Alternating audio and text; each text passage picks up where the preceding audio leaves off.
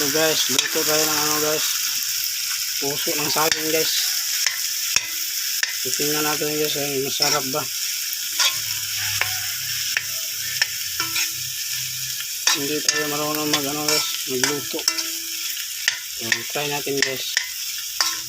Patikim natin sa ano natin sa mga kaibigan natin. Masarap ba ang puso ng saging ano, tundan? Ito yan guys.